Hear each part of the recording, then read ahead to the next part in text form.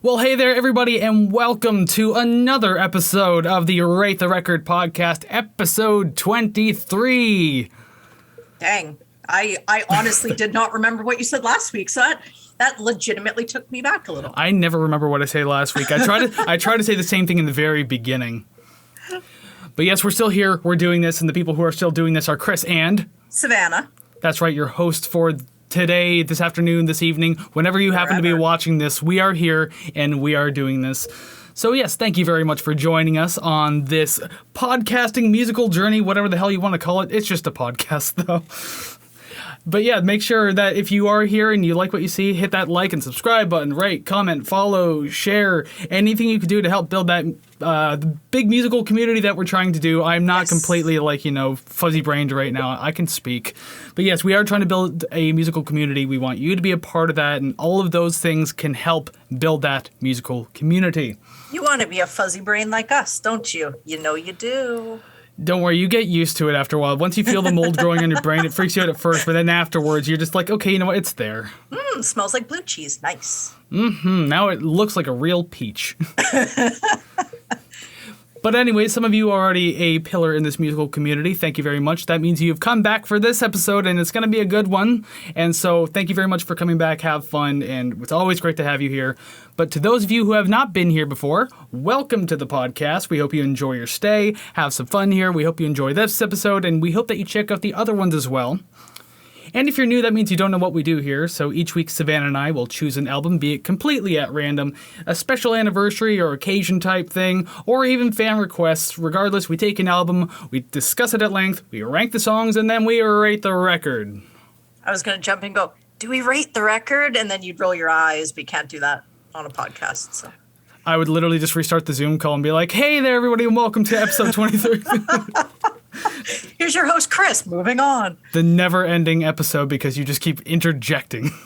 It's a running joke. You'll fire me. I know you never will. Oh, we will see one day. Yeah, that's right. I'll usually cut you off, pick on you as much as I want. But speaking of that, though, we do have a disclaimer regarding these kinds of things. Yeah, I can pick on Savannah as often as I want, but you can't, though. There's a difference. But anyways, yes, there's a disclaimer we like to read regarding, just being cool about things, being on the same page. And even if you disagree or agree with certain opinions, we could still be cool and just have, a good discussion about music. Mm-hmm. And the disclaimer is as follows. The following thoughts and opinions we're going to discuss regarding this album is strictly of our own personal interests. We are not professional music reviewers. We are simply two friends having fun, discussing, and listening to music. We encourage respectful discussion and friendly banter of each episode, but we do not condone and will not tolerate bullying or belligerence based on the opinions of ourselves or others. This podcast is a casual and for fun project, and you are welcome to take what we say regarding the albums we rate with a grain of salt. There we go. Nice. I think I'm getting worse at speaking. I do this all the time, and I can feel my words slightly slurring, and my lips kind of tighten, so I can't say things properly. It's the drugs, isn't it? Drugs, age, tired, everything. It all just goes downhill from here. And we're recording at 4 p.m. I'm tired. I wish it was 4 p.m, but okay. I mean, it's closer to 4 a.m. realistically. But anyway, so this week, episode 23, we are looking at the band Living Colour and their 1988 album Vivid, as chosen by Savannah. Woo! And because she chose it, she gets to tell us a little bit about the band and the album. Yay! So, Living Colour, and that is spelt in the British or Canadian way with a U, were formed in New York City in 1984. And after taking a break in 1995, they have been together and active since 2000. Vernon Reid on guitar, Will Calhoun on drums, Corey Glover on vocals, and currently playing bass is Doug Wimbish. But on the album we're covering today, Muse Skillings played bass but left in 1992. The album in question, like Kris said, is their debut album, Vivid. It was released on May 3rd, 1988 on Epic Records. It was produced by Ed Stasium and, get this, Mick Jagger. Singles include Middleman, Cult of Personality, Glamour Boys, Open Letter, parentheses, to a Landlord, and Funny Vibe. The album hit number 6 on the Billboard 200, and Cult of Personality reached number 13 on the Billboard 100, the only one of the singles to break the top 20.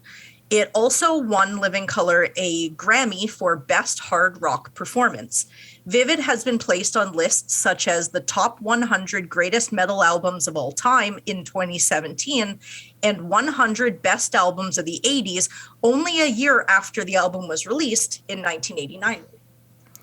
Fair enough. It's like right off that, nearly at the cutoff point right there for like what qualifies for this. Yeah, whatever was released in December 1989. But yeah, I read about that Mick Jagger note. I didn't know that, so that was pretty interesting. Yeah, I had no idea. And then I guess I did a little bit of brief reading, and I guess he was looking for people to play on his second solo album, and Vernon Reid ended up playing rhythm guitar in his second solo album. Pretty cool that he had like enough faith in the band to be like, okay, you know what? I'm stepping in the studio with you. Yeah. Because even by the 80s, I mean, Mick Jagger was rock royalty, so I mean. Yeah, that's wild. As soon as I saw that, I was like, hold on, like this isn't just a name dupe, right? So it's not the European Mick Jagger, is it? It's actually Mick Jagger. Actually, they're both European, so it doesn't matter. It's the American Mickey Jagger. Yeah. All right. At least we have our Jaggers and Jaggers in order now. We're good. Excellent. With that said, and I have a feeling I'm going to have a bunch of fumbles coming up, we can finally get started on the album. Living Colour's Vivid. So the very first song on the track list, number 1, the top single, Cult of Personality. And oh my god, it's CM Punk. It has to be said, I cannot hear this song without thinking of him at all. Yeah, I mean, mainly to the wrestling fans out there, you'll know. After he changed his Avenged Sevenfold theme, he started using Cult of Personality, and so yes, now it's just like synonymous with him. Like it is him. Yeah. Oh yeah. And I think he even got the band to play it live at like a WrestleMania, if I'm not mistaken, or there was a pay-per-view where I think he got Living Colour to play it. Dang, I definitely did not watch WWE during that time then. I'm YouTubing that. Yeah, I could be wrong, but I swear I even saw it when it happened. But anyways, We're talking about the song itself, not just CM Punk using it. This overall is just a really cool track. I'll say that right off the top because, I mean, how can it not be an awesome track? It was composed so well. Like a very cool, like iconic riff to kind of start off the track and the album as a whole. I mean, and realistically, like this kind of goes for a lot of the songs in here too. The mixing and production they're fantastic.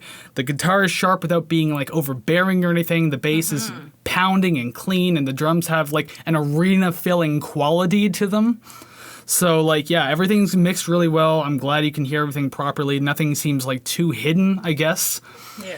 And it's just cool to have a song where, like, you know, I mentioned this to you off camera, a song where, like, the big hook of the song, which is Cult of Personality. Yeah, that it's in the, like, at the end of each verse and not even in the chorus. So, I mean, like, yeah, it can throw you off because, like, most people expect the hook in the chorus. But with that said, I mean, like, we've heard songs like that before on this show, let alone just in our own personal lives. Yeah. But this one's so memorable and catchy. It's like, it's awesome. So you don't care where it is. It's just there.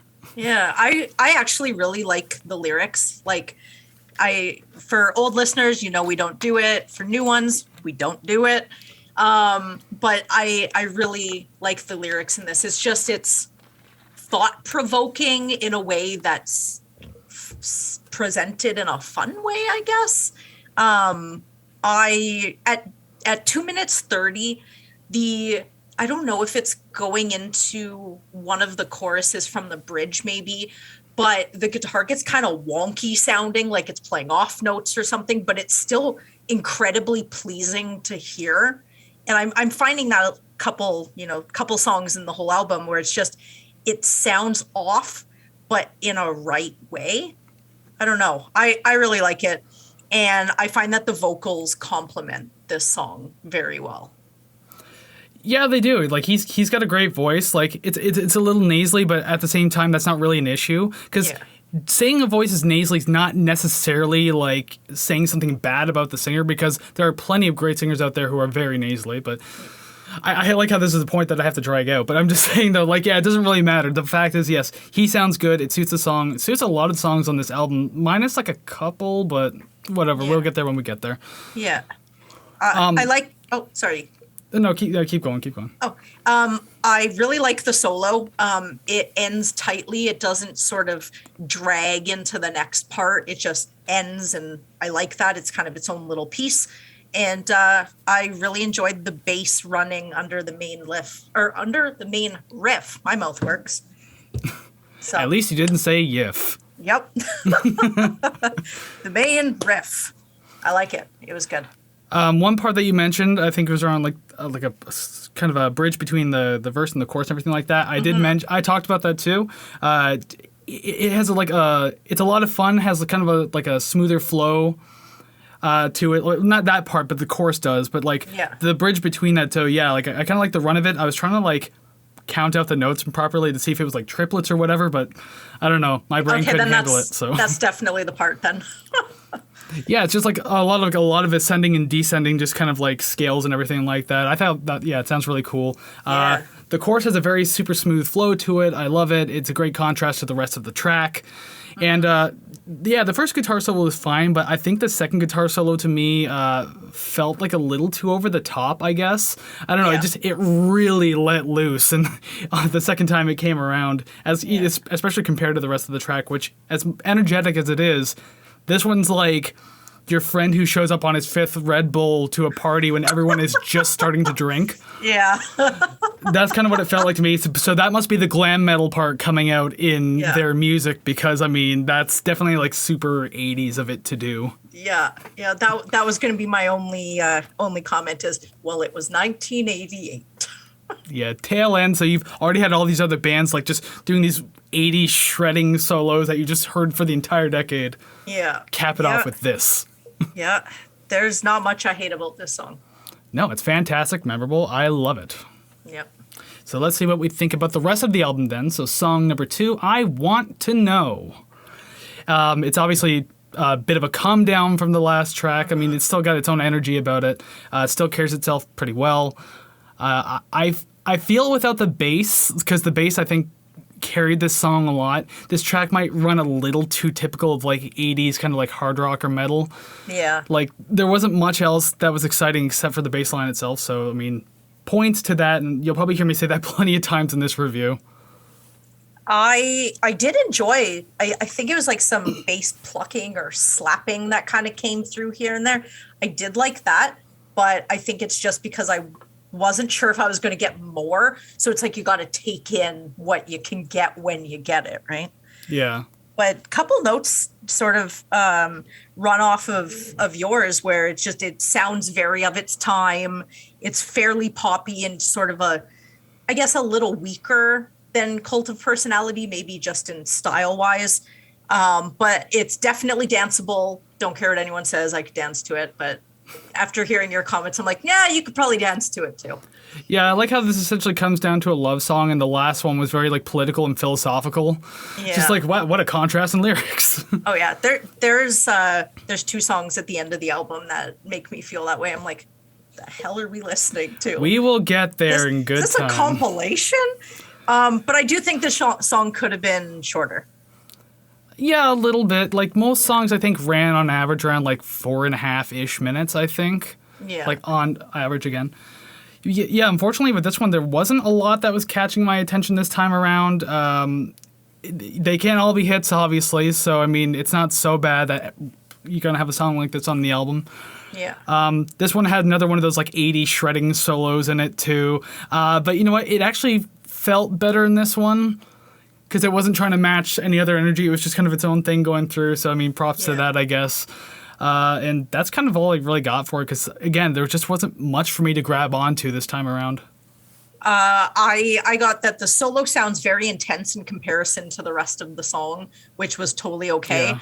And the song could have been shorter comment. I definitely added that to, I would have liked it to end after the solo. Just the solo and then like a fade out during the solo type thing? Either that or just, I can't even imagine how it would sound, but maybe, 4 beats after the solo ends. Yeah, the solo has this wailing note, the drums hit their final cymbal crash and everything like that, and then everything just kind of draws out from there. Yeah. Yeah, something like that. Alrighty then, we can move on to track number 3, Middle Man. What do you got for this one? So this sounded pretty funky from the get-go. I was very optimistic. 3 songs in, and I can tell that they have a sound. Whether they're tackling, the funk stuff or anything else coming up, you can still tell that it's them. So I mean that could be good that they have, their own thing. But it somewhat wears a little thin. I do really like the guitar, and it seems to know its place and doesn't interfere much. It's not very showboaty. It just sort of, you call him over, he does a solo, and then he backs away. He's not like, no, I need more, I need more time. So that's nice. But I don't know why I felt like this song was longer than it actually was. It just felt long. I kind of felt that on certain songs, and there's one song that was actually shorter, but it felt really long. But again, we'll get there when we get there. Yeah. I'll just say it now. Like I feel like the first half of this album is side A for a reason, and side B is side B for a reason. Yeah. I'll just leave that there until we get there, because yeah, a lot of these songs, front end songs, are fantastic. But yeah, this one too. Like I do like the chugging style of guitar that started off the track. That was really cool. I like how it creates like there's like this off sounding harmony kind of going through the whole thing, with, like as compared to the key of the song. And it's always interesting to hear that when it's pulled off well, so I kind of really appreciate that when it happens. Some bands can do it, some bands can't. This one can. Yeah. The progression of the song is fairly repetitive, but it is a fun composition, so I didn't really dock points for that. Like, I was having fun throughout. Yeah. The bass has some solid moments in this track. Once again, as I said, the bass is probably going to come up a handful of times in this album. Like, the riffs weren't that, like, complex or anything, but there was these really great fills that were kind of coming in through like certain portions of the song, so that really stood out to me. Yeah. And yeah, just a solid funk rock track all around. Funk rock, funk metal. I think it was more probably of the metal portion, but still solid track. I guess the only or last point I have, I wasn't really a fan of the vocal melody. That is definitely not going to be the only time that I mention that. Just sometimes it just seems, I don't know, like I'm trying to follow it and it doesn't go where I expect it to. So I guess maybe that's a good thing, but personally I'm just like, that was it. Fair. I think I know what song coming up you might think that of, and actually, if it is, then I have some positive notes about it, because I actually kind of dig it, but I keep saying it all show. We'll get there when we get there. I'm just trying to like jump ahead. Like, let's just end the episode now, whatever. Yeah, that's it. We'll post the rankings on Facebook or just Instagram, and just that'll be it. Yeah, exactly. Yeah. We are just a bunch of desperate people. Yep.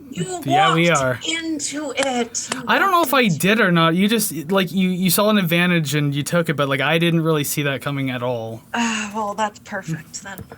I suppose. But yeah, song number 4, Desperate People. We are here now. Right at the beginning of the song goes like this, like super fast parts, just like really fast scales and snare drums. Really get the track started and moving like instantly, which is nice. There's a lot to note in how great the instrumentals are leading into the very Led Zeppelin sounding verse of the song. Yeah. There's something about the verse that just completely feels like a Led Zeppelin track to me in its style of composition, and I'm pretty sure if there's Zeppelin fans out there, then they can probably understand. The chorus doesn't play out too different from the verse, which kind of bothered me a little bit. The short riffs with long pauses while, like, the drums and vocals do their thing. It sounds fine, I guess, but, like, just not too much going on to, like, differentiate the two, I guess. Yeah. So it's hard to say anything much more about that particular portion of the song, I guess. First line, ooh, I like this beat. The double bass makes it so much more intense, and I really enjoyed when that came in. The bass during the solo, to me, what it felt like it could be chest rattling if I'm watching them live, like clearly not through headphones, but I could feel it. And I honestly, I'm not sure what to say other than good solo. I like the solo. So it's like, I liked the solo. I am impressed with the vocal range, but I kind of want to hear more of it because in this song, you kind of hear the, I guess, quote, regular singing, and then he goes really high. But I just want to hear something that gets him up to the high notes. I just don't want to hear, something operatic and then just go back to what I'm normally listening to. I guess he can only do so much in one song without having to push too hard or anything like that. Unlike certain singers we've had on the show before, where it's just like, how are they doing this? Oh my God, yeah. What kind of tincture did you drink? Okay. So the guitars, they remind me of something else, and I have spent so much time trying to figure it out. And as of me talking to you right now, I still have no idea what this song reminds me of. But I kept playing it over and over, and I'm like, it's something I've heard before, but I can't even put a handprint on it. Yeah. I have no idea. And I know it's not this song going, oh, I heard this before, because I haven't. Well, that's what I mentioned earlier, too. Like, it has a very Led Zeppelin sounding feel to it. So maybe you heard it in a Zeppelin song, because, there are some pretty popular Zeppelin songs that I'm terrible with the names of Zeppelin songs. So something about mountains. Da-da-da-da, mountain. I have no idea. I only listen to Led Zeppelin if it's on the radio. And this song I'm thinking of is on the radio. Yeah. Okay. I'll probably have to find the name and send it to you or something like that. But yeah, it might sound familiar just from that alone. Yeah. Because if it gave me that vibe right away, then chances are it gave other people the same feeling. Yeah, that killed me the entire time. And my last note was I will grade this song solely on how damn catchy the music is. I like the music. The music was good. Alrighty then. That means you can expect a high score confirmed already. Way too early to confirm shit. Yep. Yeah, I thought the bridge was in the middle was great as well. That riding bass, doing some octave harmonies with the pop slap. I think that's what you were talking about too. Yeah, that sounded really cool. I like how it did that. Adds a great flow to the entire moment of the track. And there's also a key change in the bridge as well, like from what the rest of the song is. So I thought that was great. It adds a lot of character. So yeah, there is a lot of positive to say about this track. Still not probably my favorite on the list, but at the same time, it was enjoyable enough. Yeah. I think for the vast majority of this album, I liked most songs, but then there were just a few where I was like, no, these are the ones that the album can do without. You're like, cut it, remaster, cut it out. I think I've already made the joke before that maybe I'll do it one day as a producer. I'll just go into the studio, give me the masters. And then I get arrested. My name is Kris, and I demand masters. Security, shit.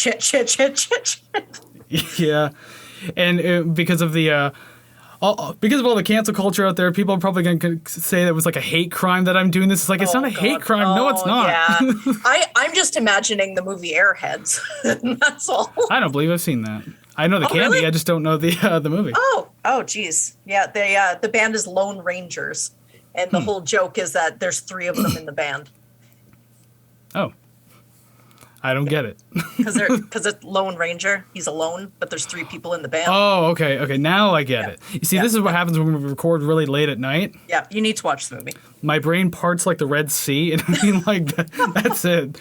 2 hemispheres, literally hemispheres away from each other. Oh, Lord.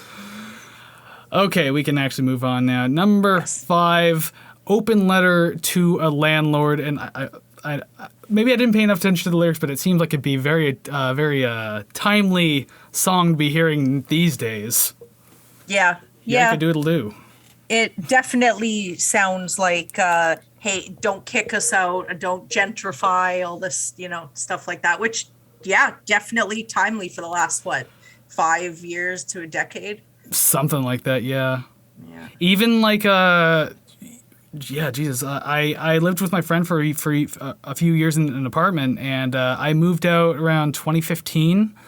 And even then, it was starting. Like, I mean, people who were leaving their apartments like around us, those apartments were getting renovated and then going for like $500 more or something like that than we were doing.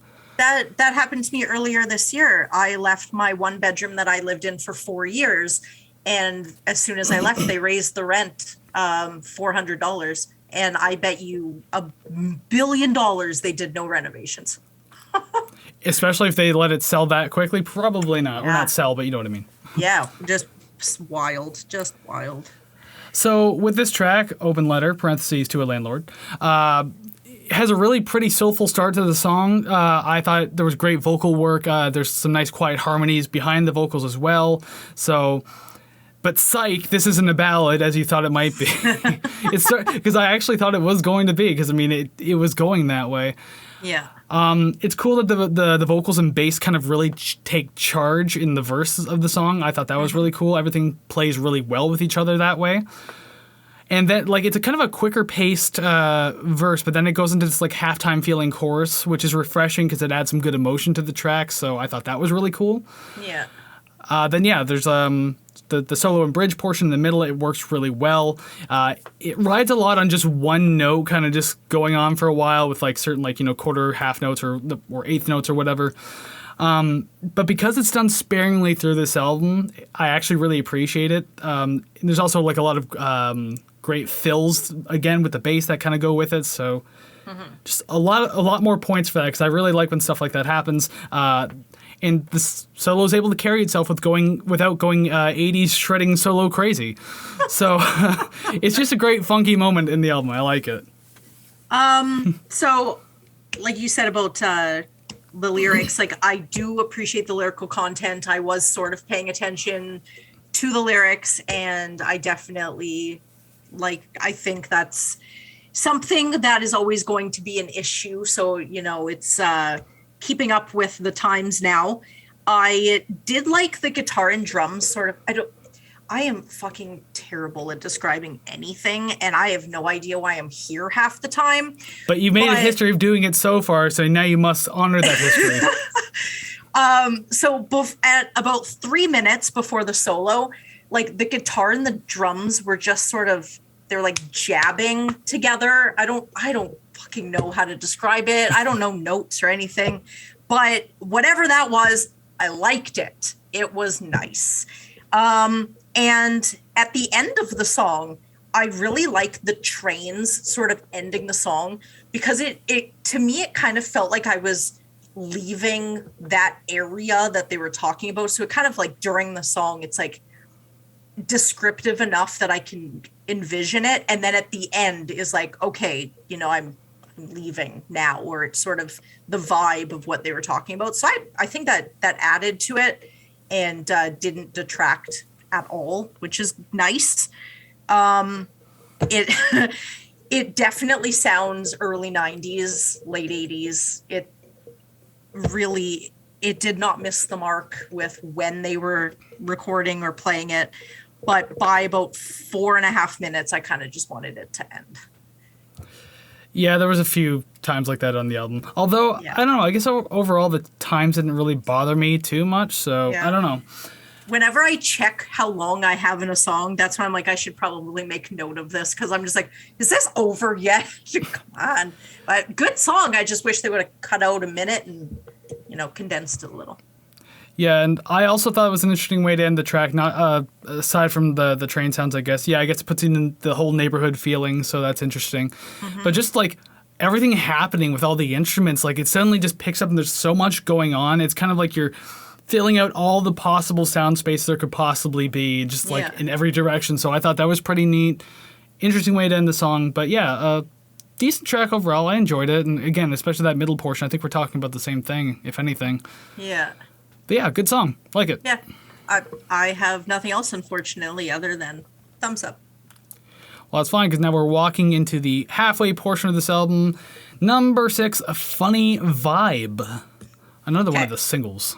Okay, so I'm just going to read a couple of my notes just verbatim, because as you know, I do write them as I'm listening to the song. I can dance to this one too, I'm sure. What the fuck happened? This is awesome. So funky, and I'm really jamming to it. Then I hear, no, I'm not going to beat you. Cool. No, I'm not going to rape you. Okay, what are we talking about? I was jamming to the music till I heard that. I was like, okay, maybe I should pay attention to this. Restarted the song and kept going. I was like, holy shit. Definitely got to the point with the lyrics, no analogies, it's just straight up in your face, which I actually kind of appreciate, where I don't have to figure out what they're talking about. They're just like, this is what it's about. That's it. Yeah, I feel like it's definitely going to be a race thing, only because, because, the whole fear of Black America thing, especially in the 80s. So, I mean, these are guys just saying, like, no, we're not going to do this shit to you. We're not like animals. We're not these thugs that you think that we are. Yeah. That's why as soon as I heard that, I was like, I should probably pay attention to the meaning of this song and restart it. Songs like this can be very important lyrically. And that's why I feel this guilt sometimes that we don't actually do lyrical analysis, because songs like this would probably require it. Yeah. But then some other bands would be like, are they on drugs? Are they on drugs? But at the very least, the song is still good, like instrumentally too. Oh, yeah. Yeah, because I like the fast, lively pace at the beginning of the track. It comes back periodically, but it's just strange. It's a strange feeling song all around, realistically. It kind of touches into a lot of stuff. I do like how funky it is. Definitely it has that like funk rap, the Chili Peppers vibe. That Anthony Kiedis, don't steal my style. Ooh. Yeah. Although they do it way better, though. This track has a lot of experimental moments in it. Obviously, there's a lot going on. Really does a lot to combine many styles into one. I'm back and forth on whether or not it's a case of too many cooks in the kitchen. Yeah. But I mean, it's not a bad song though. It's just like sometimes I feel like there's too many different things happening. Mm-hmm. It just keeps changing up as if it's like a splice of like so many different ideas that they had. Yeah. A charcuterie board, if you. Yeah. But I think towards the end, it started to grow on me a little more, because I think I started to like how it couldn't just settle on one thing. Yeah. It kept it kind of fresh and exciting. So I don't know. Maybe that is me leaning more towards, okay, I like that maybe it's not too many cooks in the kitchen. Maybe it's just the right amount. Yeah. It's a big dinner party, so we're going to need a good handful of cooks. See, I feel like a decent song can change your mind just in the course of the song. Yeah, and this one wasn't too long either, I don't think. I don't remember, so... 420. Hashtag. Blaze it, buddy. Yeah, bud. Anyway. Okay. Anyways. Is that where I am right now? Yes. This is going very well. I'm not sleepy, don't worry about it. But yeah, overall, turned out to be a decent track. Liked it. I give it a decent enough score. That'll show later. Funky vibe, funny vibe. That's it. I actually like the spoken word part before the solo, because I felt that it connected the part before it, whether that the verse or chorus, I don't quite remember, into the solo. And I always like when there's something that'll kind of bridge it instead of just sort of a hard start of something else. So that was cool. Speaking of a hard start, I didn't like that fake ending. Or that false ending. I hate that. Yeah, it kind of fades out and then boom, and back. Back in. So when it came back in, I was like, I recognize this. Had to check to see if I was still listening to the same song or if it restarted. I'm like, I hated that. Because if it faded out and faded in, would make more sense. But the jump back in, it was unsettling. Maybe it was supposed to be. Definitely was. Yeah, it's kind of weird when some bands do that. It's like, oh, psych, you thought we were done. Yeah. It's kind of like the first time you listen to Helter Skelter or something like that, and it like has like 2 or 3 fake outs, and it's just like, just end the song, and then fucking, I think it was George or something, I got blisters on these fingers, or whatever. That's the Beatles anyway. I only think of I Love It Loud by Kiss, because they'll fade it out, or fade out and then fade back in. But I've seen them play it live so often that I know Gene's up on the rafter and he ain't coming down for that false ending. So I know the song's going to continue. Can't lie to me, guys. Can't say I'm a very big Kiss fan at all. Yeah. I'll listen to them on occasion. Just the loud You stuff. saw them live.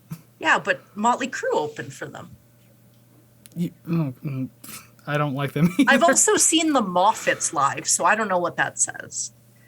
God, I think I'd rather see the Moffats. Oh God. Misery. Oh God. Is Yeah. what I feel. We're gonna get copyright strike because I'm too perfect. We're doing a Moffat sound or song. As long as it's the album with either Misery or that My Heart Goes Bang, Bang, Bang, Boom. boom. Yeah, that one. When they got just a little older, started growing facial hair, they were special.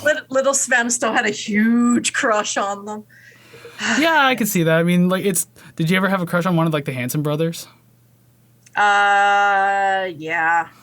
I always thought Isaac was too old. Probably Older brother, probably like 2 years older than me or something. Zach was way too young, and Taylor was the middle Michael Jackson wannabe perfect Hanson brother. Oh my God. Good times, pop, 90s. Yeah. Terrible. You know what? I want to make a lead into the next song and be like, oh, memories, blah, blah. But you know what? I'm just far too embarrassed now to even say anything. So let's move on. Well, we had to discuss them because memories can't wait. There you go. I did it. I handed it to you. Yes, on a silver actual platter. This one here. Anyways, number 7, yes, we are there. Lucky 7, memories can't wait. I like how the track flows, but then, like, once it hits what I assume is the chorus around, like, the 40-second mark, that gets really neat to me. I really like that. There's these almost, like, demented sounding ascending riffs on the guitar. I like how everything sounds off of each other.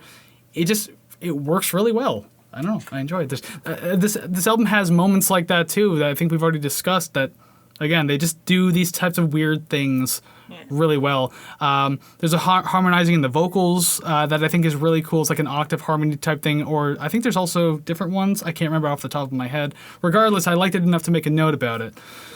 There's a clean break in the middle, too, which is such a curious choice to insert, considering what the song was already doing at that point. It was kind of like kooky, a little heavier, funky as well. But I like it because this song has already thrown a handful of left turns, and also previous tracks have as well.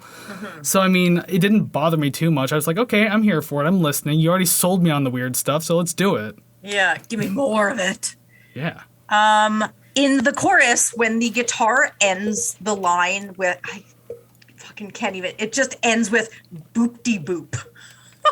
Sounds like that Kanye West song. Or boop-de-boop-a-doo. Boop-a-doo, that's it. Scoop-de-boop-de-woo. Anyways, the guitar ends each chorus line, and I really enjoyed that. I don't know if it's just like the tone or what it is, but it was just incredibly pleasing to my ears. It was cool. At 2:35, the acoustic, I put a heavy question mark next to that, behind the memories can't wait, it reminds me of Nirvana's Heart-Shaped Box, and I don't know if it's just the like note progression or there's something about it that's all I hear in that, but it might be tonal, yeah. No complaints. That was cool. So what was, there was one more thing. Oh, this song's a cover song. Oh, is it? Yeah, it's a Talking Heads song that I didn't know when I was listening to it. I only found it afterwards. Oh, did you have to like look it up or something like that? When I was just looking at the personnel and who was writing each song and stuff. Yeah. You saw like Burns or something like that? Yeah, it said it was a cover, so that was pretty cool. I wouldn't have known. Yeah, me neither. I don't listen to them, unfortunately. But I do like the vocals in this. I don't know if it's like a lower key or a lower register or something, but it sounds different than how he was singing at the first half of the album. And I noticed and I liked it. I miss the days when a band can cover another band and not have to go through a bunch of legalities about it. You just, it's kind of like paying homage and you just do it freely. But no, now there's like paperwork and money involved. It's like a song released in 1942, 1942 again, 1943, 1943 4 more times. Because, I mean, like, even me as a musician, I've done cover songs and I've released them, but the problem is releasing them, I had to pay some money to do it, so that sucks. But yeah, whatever, I just wanted to get that note out there because I miss when we could actually do that kind of thing. But yeah, it was a really interesting kind of twisted way to end the song as well. There's like these heavily affected guitars that are like kind of swelling in, and like then there's these arpeggiated guitars behind that, kind of panning through the headphones and everything. So I thought that was really cool. It's very disorienting though, but I do like it.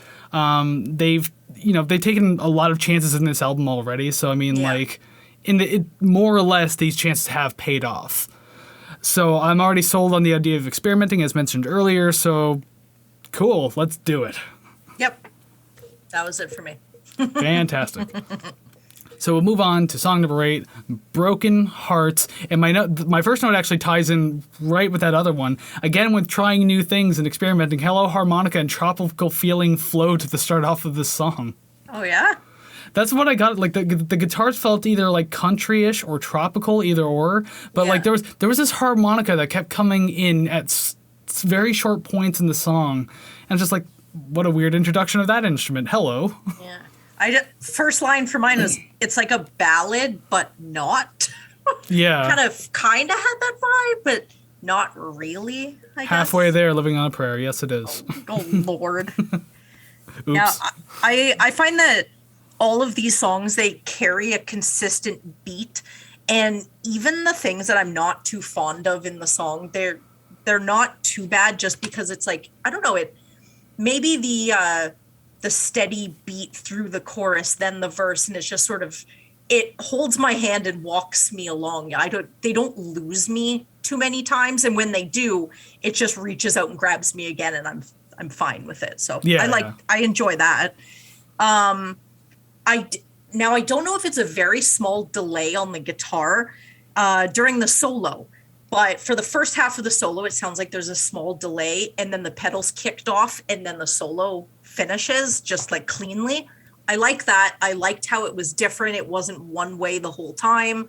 That was cool. And I always like the sound of a delay pedal. So I'm down for that. Especially depending on the settings you have the delay on. Yeah. To all the music nerds out there, my favorite setting on delay pedal is a dotted eighth note. I think those are pretty cool. But anyways, we're not going to talk about that because that's gear talk there. Yeah, I think that's English. Might be. And I don't know if it's like a steel guitar or something embellishing the verses, but I could briefly hear it in the background, sort of underneath so many other layers. But the fact it was there, I'm like, ooh, what is that? That's cool. I like that. So maybe it's kind of like maybe you're onto something with the tropical vibes and steel guitar. Tropical or country, because actually my second note is this what country funk sounds like? Oh my God. If that's a thing, I gotta write that shit down. Gotta just like go on Google or something. Country funk. And just hopefully somewhere you'll find like a song that's exactly that. Oh, hell yeah. New Brooks and Dunn album. Just country funk. That's it. New review. Oh boy. Not again. Sorry, Nick. But anyway, this song had a bass solo in it.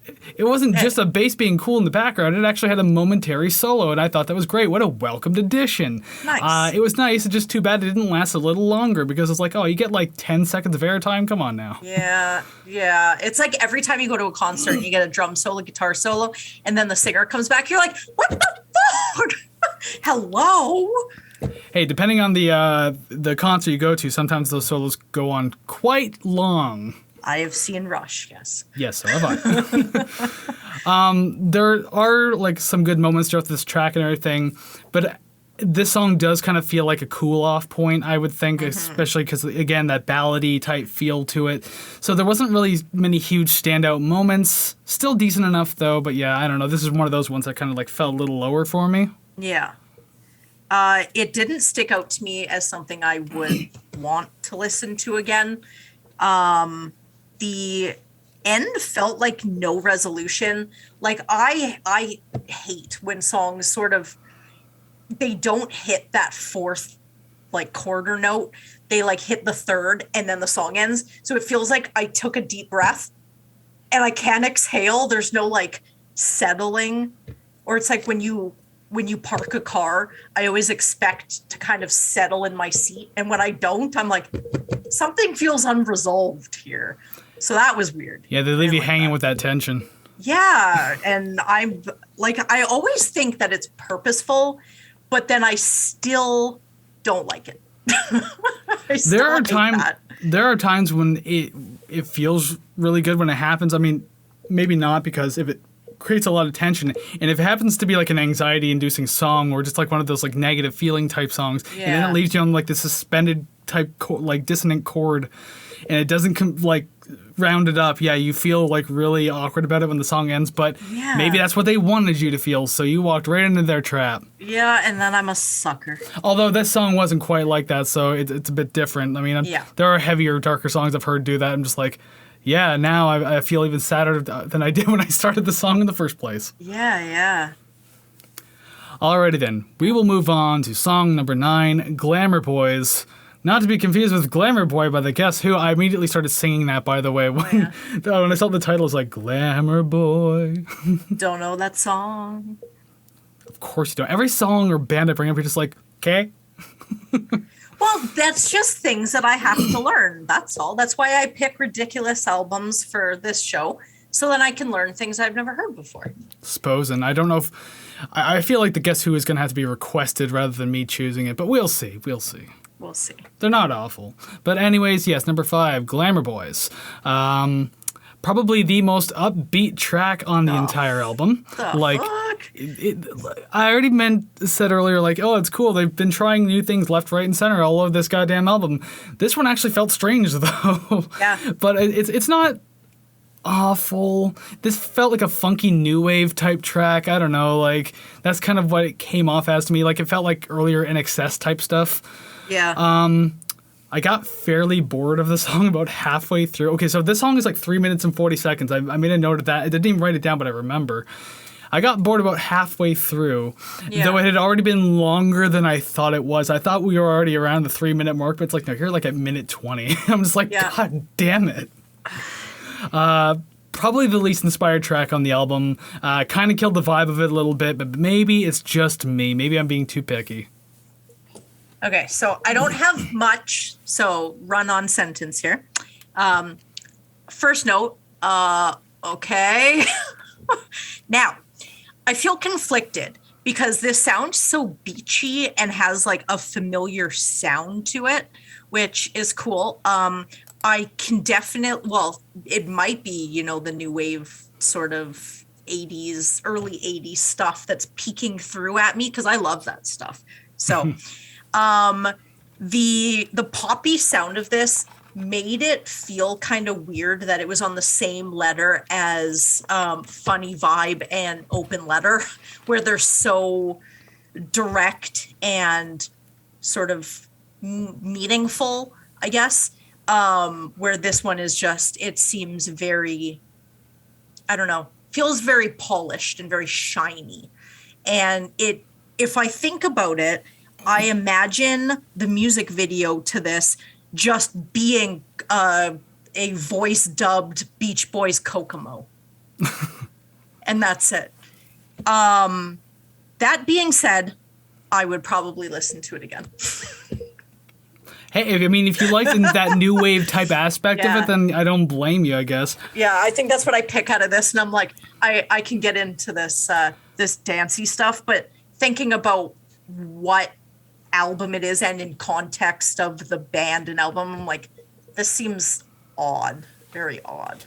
Yeah, especially coming this far into the album. If this was earlier, I would have been like, oh, there's probably going to be more stuff like this on the album, so at least it would have kind of given some sort of expectation, but yeah, I don't know. I tried not to bully it too much only because I said earlier, like, oh, I like that it's doing weird things. So, I mean, I didn't want to suddenly go back on my word too much. Fair enough. I'm not a hypocrite, damn it. Cut to several clips of me being a hypocrite. It's okay. I am a self-admitted hypocrite as well. So I can't wait until... I was thinking about this earlier, kind of on the note of being a hypocrite. I can't wait until we have a viewership so big that they kind of do clip shows for us on this podcast. But I really want one of like things done out of context. 5 minutes of Kris talking about blank, and you're not actually talking about it. You're just talking about other things.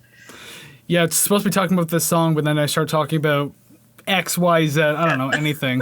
Beefaroni sucks. And anyway, song number 13, like, it's like, why did he even say that? Oh, God. You know what? If anybody is listening to this from the far future and that is where we're at, please do that. Please. We are too lazy ourselves. Please do that. I'd love to see It's already hard enough. Like I did the best of that we had about a month or so back, and like that took a while to do. So if anyone ever actually did a clip show, holy shit! You will get praise for that. Trust me, it's a lot of work. And a $10 American bill from Savannah, not me. I'm not paying anybody. Yes, I will give you a $10 American bill. Confirmed, and they will hold you to it. But I am not American, so I do not know if it is legal tender. You will just receive one and figure it out for yourself. I mean, there's places in the malls and stuff where you can exchange American for Canadian. No big deal. I'm gonna get a forgery. Shh. You should have said something before anyway. Let's move on. All right. Savannah can do illegal stuff on her own time. Anyway, song number 10, song quotation marks. What's your favorite color? In the last song, you had a note that was like, okay. First note in the song. I mean, okay. I literally have four sentences. Okay. Now, I am a sucker for songs about the band itself. I don't know why. I just feel it's incredibly meta, and I like it. I couldn't tell you why. How many other bands do that? I know I've heard of a couple, but absolutely none come to my mind now that you have asked.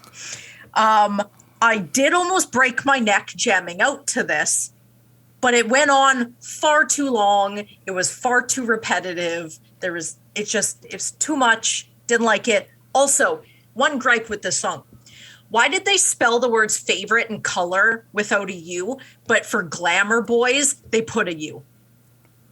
Maybe they just want to mix it up a little bit to keep you on your toes. For people like you to notice. Well, it did, and my toes are broken. Supposing so. That is all. I adore that you call this song just too long, considering it's 1 minute and 41 seconds. No, it's 3 minutes 55. What's your favorite color? Isn't it? No. Oh. I don't think it is. I wrote it down wrong then. I think that might be the next track. I don't know. Regardless, I mean, I said this was a funky little track. Fact check. But what was the need to put this on the album? Realistically, I know you like songs about the band. Like, what are they? The Monkees? It should have started then. Yeah, there you go. Hey, we're the Monkees. But you could always put that at the beginning of an album because by the time you're at the end, you have forgotten that even existed. If this was at the beginning of the album, I would have gone in so hesitantly. Like, Cult of Personality would have picked it back up, but at the same time, it's just like, God, why did you do that? To start, I don't know. I'm not particularly too big on that, or the Monkees, by the way. What's your favorite color? 3 minutes, 55 seconds. Is it? It is. That's fucking stupid. Yeah, far too long and far too repetitive. What song did I listen to that was like 1 minute and whatever odd seconds?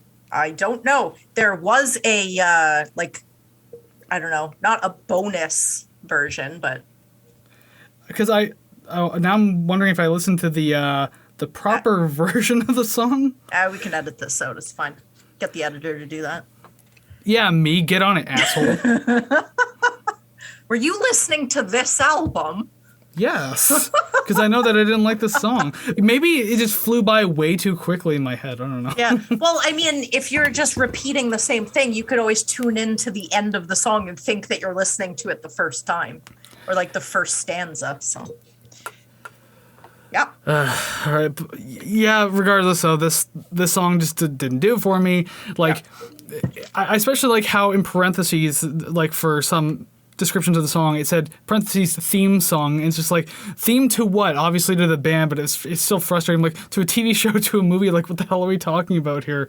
I feel like this was the demo that should have stayed a demo. Yeah. This was like their record company pitch that wasn't meant to be on an album, but then the producer's like, oh, they forgot to put this track on, so then they sent it with the masters, and that was it. And then they look at the back of the record, and they're like, well, we don't have the money to reprint these, so guess this is where we're at. But also lyrically, too, when they ask, like, what's your favorite color? And then they respond with living color. It's just like, that's not an answer. Yeah, I know. I get what you're doing. I still hate it. It's so cheesy, and I love when they say the band name in the thing, like in the song. And it's not just in part of the verse or the chorus. It's like the song. It kills me. It just took too long. If Trent Reznor ever writes a song called 9 Inch Nails, I might not be a fan anymore. Yeah, but all it would be is just like nails scratching on something. And then every once in a while, drilling. he just kind of growls on the microphone, Trent! He tries to make his own mechanical sound effects, and that's it. He's like, my name sounds like a machine. Haha, funny. Anyways, I'm 50-something. I'm sorry, when you said that, all I pictured was like a car-eating dinosaur at the monster truck rally. Yeah. I think it's more of a Simpsons thing. No, that's real, but I think Truckosaurus might be Simpsons. Regardless. Yeah, that's what I picture. Okay, we can go on to... Yes. Speaking of going to monster truck rallies, that gets me asking, which way to America? Yeah. That was a good one. I like that. Yeah, because they love that shit. They eat it right up just like Truckosaurus. Oh my God. That's 2 on 1. I got it. I love how organic this is becoming. All right, the final song, Which Way to America. They actually ended on a real song. If What's Your Favorite Color ended the album, I might actually be angry. I'm so glad that they didn't. How They're like, dare you. psych, here's another one. Yeah, I was really liking the quick pace of this one to start it off. The quirky, funky, kind of clean guitar that was in there, really good. The thumping bass. Having a bit of fun to like end the album is always appreciated. So, I mean, I'm glad this one was here and we weren't left with What's Your Favorite Color. So something to pick me up at the end there. Really going crazy once again with that shredding 80s solo style again. But you know what? It's fine. We're at the album, so just take it home one more time. Why not? Just do it. I'm going to give you this pass. And like, I don't really have a whole lot to say about this song because like, I don't know, it felt like a wrap up as it was. Yeah. But at the end, the singer there just started doing this like the metal style yelling and screaming like over like the end of the song. Yeah. It was a really interesting choice to do it. I dig it. Might as well I'll let it out because the ride ends here. So I mean, and he's got the voice for it. He actually pushed it. It sounded pretty cool. Yeah. I don't know how often or how I don't know how often he does it. I don't know how well trained he is to do something like that without damaging his vocal cords. But it was a cool addition and a cool way to end the song and the album. I found that the solo sounded more distorted than I wanted it to, but I like being able to hear what they're doing.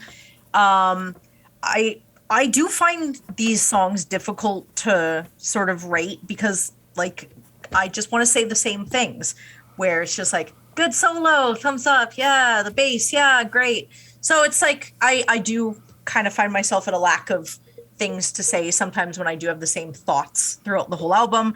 But I do really enjoy fast strumming on higher frets. I don't know what sort of style that is more familiar with, but I like that a lot. I would say funk. Yeah, okay. I am learning through my life that I like funk a lot. There's a lot of great funk music out there. I'm telling you that right now. I did put on a Parliament song and went, I am digging this. And my last Bootsy Collins. My last note was, lol, he said VCR. And that was it. I must have missed that part. Yeah, he's like, where is my picket fence? Where is my VCR? And sort of, where is my American dream? Where's my American stuff? So what happens if he says, like, give me my Betamax player? What if he says that instead? I'd sit here scratching my head going, what the fuck is he talking about? Oh, God, we're even too young for that. Oh, no, it's happening. Yeah. I know what it is because of my television. Ah, yes. You hear references to that all the time. My CRT television. I'll throw that in real quick, too, because the first time I ever heard of a Betamax player was on The Simpsons, and I didn't get the reference at the time, but I think the snake, the burglar, stole from Flanders' house. He runs out with what he thought was a VCR, but he's like, oh, no, Beta. And I didn't know what he meant by that, and I was just like, is it like the brand name? Like, yeah. And then when you get older, you watch it going, oh, that is pretty funny. Yeah, he would be, even in the 90s, he was pissed at getting one of those players. That's funny. Fuck you, Flanders. Okay, anyways, that's on that note, we can end the album. Yes. There was an expanded version on other sites, but we're just doing this version here. Yeah. I think there was even a cover song in there, but it doesn't really matter. We're at the end of the album now, so thank you very much for watching and listening to that.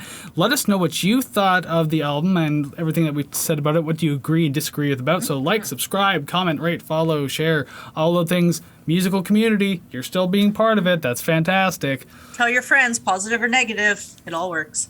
But hold on, don't hit that stop button just yet, because we're not done. We still got 2 more things to do. You know, rank the songs and rate the record. Record scratch. Yeah, whatever it is. Exactly.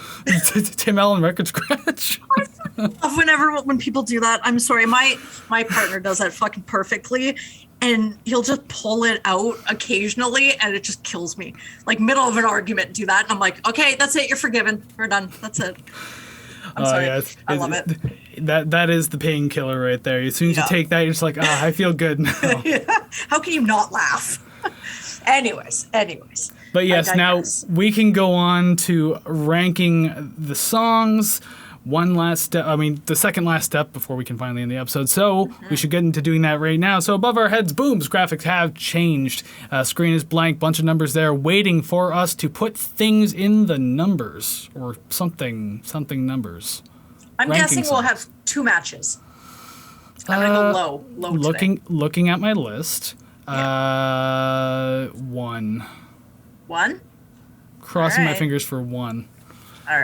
All right, so let's start filling in those voids, huh? So song number 11, no surprise over here. What's your favorite color? Broken Hearts. See, and I figured, this song was going to be one that we matched on. We clearly didn't, so Now I'm feeling very pessimistic about this. Oh, no. Number 10, Glamour Boys. Middleman. Yeah, I'm feeling extremely pessimistic now. Oh, no. I just rate mine from what I would listen to more than once. So. Good for you. Yeah. Song number 9, I Want to Know. I Want to Know. Okay, there's the 1. Yeah. See? 50% for me. 100% for you. I'm thinking about a couple of songs ahead, maybe. I don't know. So I Want to Know. Okay, so song number 8, Which Way to America? What's your favorite color? Ugh. I did like the music. What's your fave? That's okay. Number 7, Broken Hearts. Memories Can't Wait. Memories. No one can wait for memories. Number 6, Desperate People. Open Letter. Open Letter to a Landlord. Number 5, Funny Vibes. Which Way to America? Which way? Yeah, we got one more, and I actually don't think we're gonna match on it. Number 4, Middleman. Glamour Boys. So Glamour Boy. Okay. Number 3, Open Letter to a Landlord. Desperate People. Desperado. Ooh. Eagles call that. I almost wrote Desperado. I gotta stop saying different words while I'm writing down your answer. God damn it. I'm just cross-reference the actual song list and go, yeah, this seems about right. You say Desperate People, and I'm just like, calendar needs to be flipped. Wait a minute. Why did I write calendar? Yeah, wait, what? In editing, I just get pissed at myself. Number 2, Memories Can't Wait. Funny Vibe. Okay, so we did get 2. There's absolutely no way that we were picking anything else for number 1. Yeah, I can't imagine too. So number 1 for both of us, Cult of Personality. There was absolutely no way. Because of the way you were talking about other songs, though, I thought Cult of Personality would be number 2 for you. Yeah, no. I could listen to that song far, far more than the rest of the album. And I have far, far more. And every time you listen to the song, do you drop to one knee, scrape your finger on the ground, and say, it's clobbering time? No, I go, oh my God, it's CM Punk, I'm so excited. That's exactly what CM Punk does, though. I am not CM Punk. I just fangirl over him. Fair enough, I suppose. But there you go, song rankings. We got 2. So I want to Know and Cult of Personality. We actually have 2. So there you go. You got your 2. Woo! 100%. Never even passed a class with that much. Excellent. I have in college, yeah. Anyway, nice. Humble brag, I guess. But yeah, so we've ranked the songs, and so you know what we do next. We rate the record. So if you just look the other way for a minute, I have to get changed. So if you just look away for a minute, okay. There we go, freshly dressed, and thank you for giving me a moment of privacy there. But I apologize that I can't speak. But anyways, here it is. this is what I'm dressed up in, the record rating screen.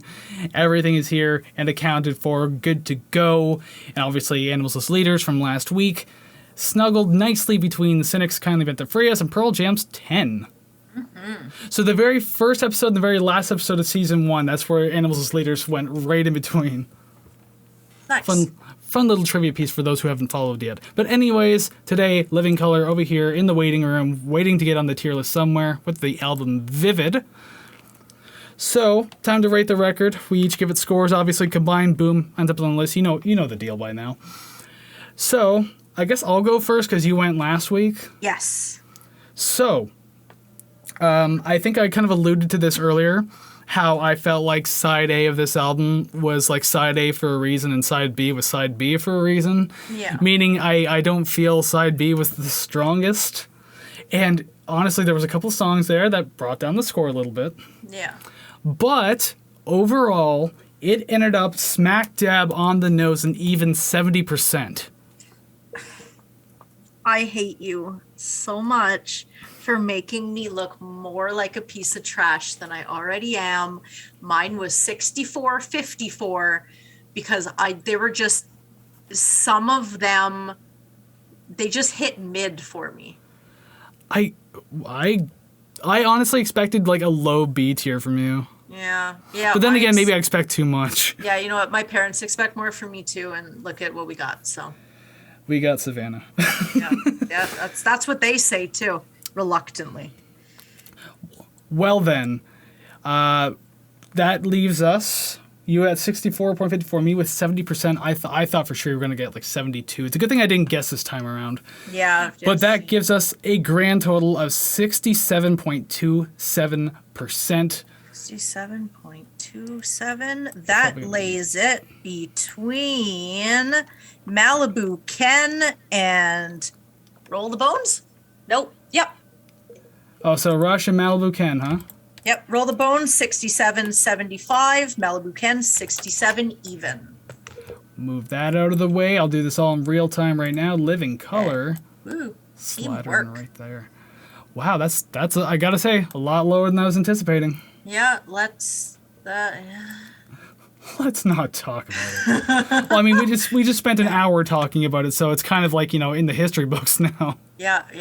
I'm just looking at the B tier, C tier, and it's definitely starting to look like if you turn your head sideways, kind of looks like a middle finger now. I deserve that. I'll take that. Maybe it's kind of like your middle finger and ring finger just extended out, but everything else is like pushed back in a little bit, Well, you know what? I'll add more to the B tier, and it'll be fine. Can you do me a favor and add more to the A tier, maybe? Sure. It's getting really lonely in the top and bottom here. Like we have a sandwich sans the bread. That's in 3 weeks we will get an S tier album.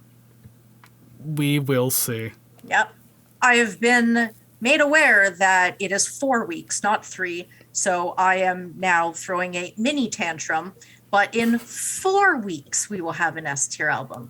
I have a feeling in 3 weeks you're going to have a very low tiered album because what you just said about that band in particular. But we will see when we get there. Yeah. Maybe your mind will be changed. Who knows? I mean, it is definitely an album I've never heard of, or not heard of, but heard any of, really, or knowingly. So who knows? Maybe we will get an A tier. I highly doubt it because I am saving all of my love for the one in 4 weeks. And if that's the only album you ever A tier in the history of this podcast, I swear to God. But that's like 3 weeks from now, anyways, and 4 weeks for your oh so special album. Today, I think I did Mr. Bungle. I think I A tiered that one. You did, yes, and I think you also A tiered 9 Inch Nails, if I'm not mistaken. I believe so. You might have given them a high 60s, maybe. You know what? Who's counting? Who keeps track of this stuff? Move on. It's fine. Excuse me. That is the basis of the whole show. More or less. But so yeah, that's all that's coming up. This was Living Colors of Vivid. We finally ranked the songs, rated the record. Ended up a lot lower than I thought it was going to be, but hey, it is there now. I'm not going to say in cement. Let's just say that it's painted on wood, and wood can always be painted over. Let's just say that much. It can. Probably not going to, but Never say never about anything. But yes, that was the album. That was the show for today. So thank you very much for tuning in. You've made it this far, all the way to the end of it, so you must have liked what we were doing today. So make sure you hit that like button, subscribe to the channel, follow wherever it's applicable, obviously. Rate, comment, share, anything positive. Musical community, you, Brick, Foundation, Build, Let's, yes. Just words. Just giant word salad. Yeah, we want you to be part of it. We love interacting with you. Lately, we've been interacting with more of you on social media, so that's awesome. Keep it coming. We love doing it. I am terrible at responding to things on videos of just me. I do read your comments. I just never respond. And I will probably en masse, and it'll be months later. I still read what you say. I still take it in. I apologize that my working memory is trash. Yeah, so if you ever see a response on a video, chances are it's me. Yeah, and I will put my name on it so you know that I wrote it. Like do it specifically so that way it's like, wow, she actually did it. Yeah, yeah.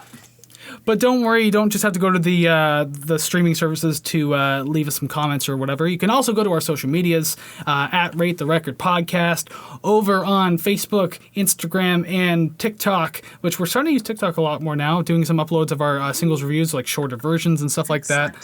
And I got some ideas to do more TikToks, so please follow us over there. It's going to be a lot of fun, and I hope to see a lot of likes over there. Make us popular. Yay! And also, too, we're on Twitter, at Rate the Record, and same thing with email. If you want to send emails for whatever reason, we still read them. Don't worry about it. So it's ratetherecord@gmail.com. And also, I don't think we've really pushed this too much before, but we do have a request form also down in the description. If you have a request for an album that you want to hear, it's just a Google Doc thing. Just answer a few questions, and boom, we can get the one. And I'll tell you this much. I think it's 5 episodes from now, we have another fan request coming up. So just showing you that we do them. I said do. God damn it. Anyway, yeah, we do them. We love doing them. We just got to fit them into the schedule. You can get yours in too. So again, fill out the request form, and hopefully we'll get yours sooner than later. Yeah, I might rate your record an A. Who knows? You won't know unless you request it. I don't know. What have you requested the other 2 fan request albums? I mean, I'm guilty too, but whatever. I'm not even going to point out which ones they were, but I mean, like, all I can say is, come on. We have playlists on YouTube that are like, that tell you which ones are which. No, I'm not going to shit on the albums, but come on. I'm not going to A-rate those ones. Come on. Okay. Come on. But just before we let you go for the day, evening, month, afternoon, whenever, just before we let you go, we usually like to give you a little hint of what to expect next week. As we do, we just give this like little teaser of the episode to expect next time. It's an album that I'm choosing.